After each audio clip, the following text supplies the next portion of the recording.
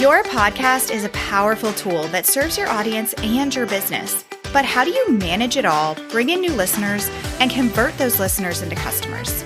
That's what this show is all about. Welcome to Podcasting for Educators. I'm Sarah Whitaker, classroom teacher turned podcast manager, and I'm here to help you get the most out of your show, all while making an impact on other educators. Hello. Welcome back to another episode of Podcasting for Educators. I am your host, Sarah. And last week in episode 174, we talked through whether or not you should have guests on your podcast. And we also touched on some of the hesitations and the challenges that come with having guests on your show. Today, we're continuing that conversation. We are going to walk through 4 systems that I believe you need if you're having guests on your show.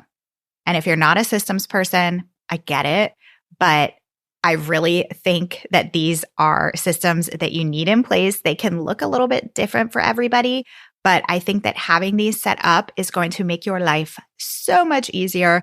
It's going to make your guests feel prepared, which is probably going to make your episode that much better. And having these things set up will help you get the most bang for your buck out of this interview experience with your guest. Okay, so system number 1 that I think you need to have set up is a system for reaching out to guests. So this can be very, very simple. This can be an email template that you have that you're going to send to people when you want to invite them onto your show. And in this email, you really want to have some important things in here. You want to have information about your show and who your listeners are so that the person that you're pitching can decide if it's a good fit for them and so that they can really understand who they will be speaking to if they come onto your podcast. You can include some information about yourself and you can include some information about what this interview process would look like. You can let them know what the next steps would be if they want to be on your show, what they can expect for the actual interview, how long do your interviews typically last. If you are somebody who has been burned in the past of guests never ever sharing episodes, you could even put in this email, when the episode goes live, we do expect that guests share the episode and have something along those lines in there to set up those expectations from the beginning. And of course, you want to include some information about why you are pitching this person, why you are inviting them onto your show in the first place. Why are they a good fit for your listeners? What are you hoping that they could come on and talk about? And why is that going to benefit your audience? And so you could have kind of this templated email, and then you can customize it depending on who you are pitching to. But really, that information that I laid out first is going to stay the same in terms of what your show's about, who your listeners are, what to expect. And then you would customize that information about why you're inviting them onto the podcast. And then you could also have a templated email or like a canned response for when people pitch you. So if you get pitches for your podcast, you could have a template that you send back that either says, this is not a good fit at this time. You could have one that says, hey, I'm booked on guests right now. Can you follow up in 6 months? You could have a canned response saying, yes, that would be great. I'd love to have you on. Here's my scheduling link kind of email. Okay, so that is the first system. Second system that you need to have in place is a system for scheduling. And this is so important. If you have ever had guests on your podcast and you don't have a scheduling system set up, then you probably know that there is a lot of back and forth of, hey, does this date work for you? No, it doesn't. Can you do this date? No, that doesn't work for me. And it's this like tedious process of finding a time that works for both of you. And a lot of times that's why people avoid having guests on in the first place, because scheduling can be a nightmare, but not if you have a system for it. Yes, this takes a little bit of time to set up, but once it's set up, it's one of those things that can be so automated, you don't even have to touch it. So you need to have some sort of calendar system where people can go and book an interview time with you. Once you've invited them on, or once you've said yes to their pitch, you're going to have a scheduling link.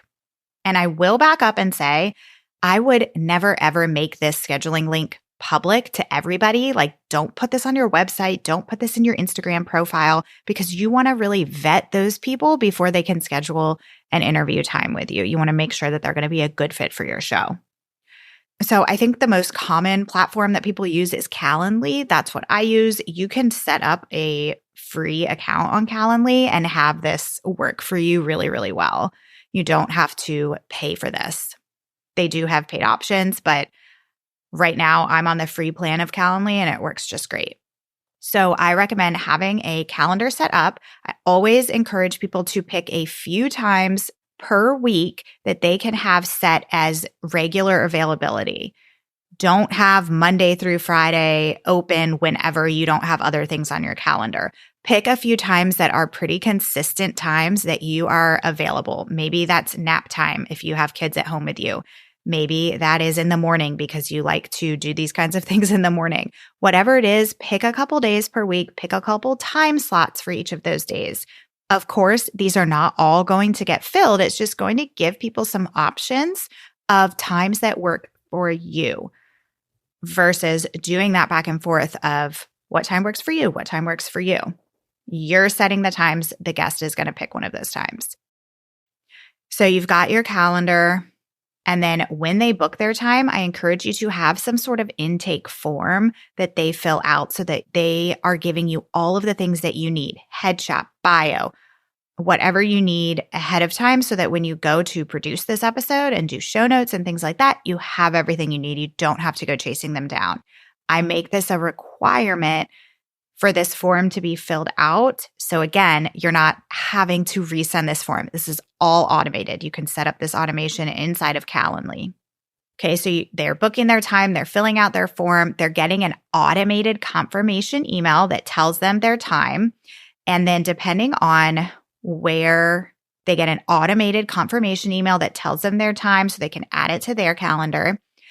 And then depending on what you use to record, some recording platforms like Zoom, if you're using Zoom, you can integrate that with Calendly so that it will automatically create that Zoom link for you. It's going to include that Zoom link in that confirmation email, and it's also going to send it to you. You don't have to touch anything. And then kind of another piece of this to take those automations further, I've recently set this up and it's so nice now. When people book their time on Calendly, I have it connected to my project management system. I use ClickUp. And so when somebody books on Calendly, it now creates a new episode task for me in my ClickUp. So it will pop up in my ClickUp with everything that I need to know about that guest. All right, so first two systems were a system for reaching out to guests, a system for scheduling. Number 3 is a system for pre-interview prep. Now, all of that stuff that I talked about for scheduling is automated, which is so fantastic.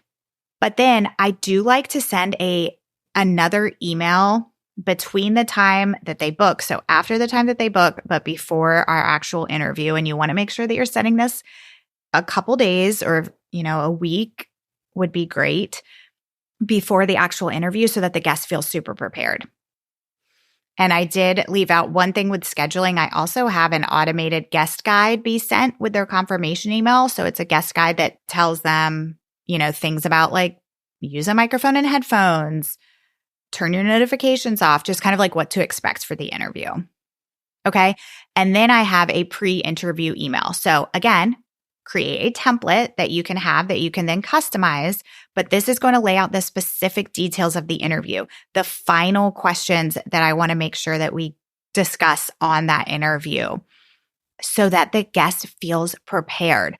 Even if you're having a conversational type of episode, you still want there to be a main topic of the episode and main talking points that you want to get through and that you want your listeners to hear. So you want to finalize that in this pre-interview prep email. I like to include the link again. I like to include the time, expectations, and final questions, and then give the guest the opportunity to ask any questions before we sit down and have this interview. Again, can be a template, plug and play, does not have to be time consuming. Okay, and then that fourth system is going to be some sort of system for after the interview. This can be another templated email that you send to guests with links for the episode, any kind of deliverables. If you have graphics, share those with them so that they can easily take those and share them with their audience. I also at this time like to ask them to leave a review. This is a great opportunity to make that one-to-one ask for a review on Apple Podcasts.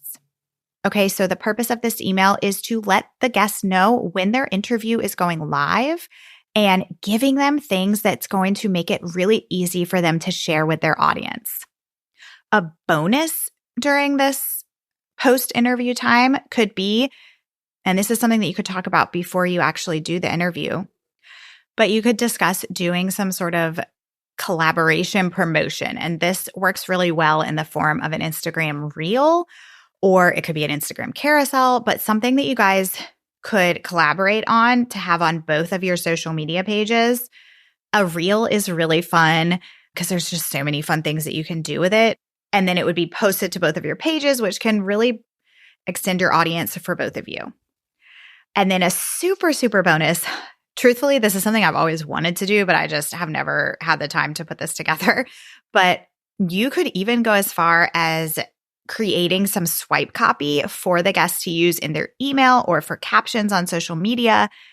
Obviously, this would only work if they are a business owner who actually has an email list, but providing them with some swipe copy about the episode, you could even just pull from your show notes, really, as I'm thinking about this. But the point here is to be giving them things that they can just pull and use so that they are sharing this episode.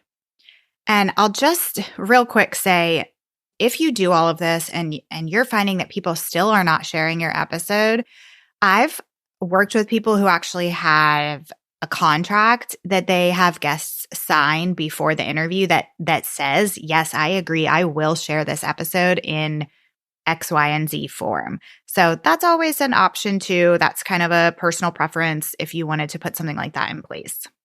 Okay, so to review those 4 systems that I think you should really have in place if you're having guests on your podcast is a system for reaching out to guests or responding to pitches, a system for scheduling, a system for pre-interview prep, and a system for post-interview communication promotion.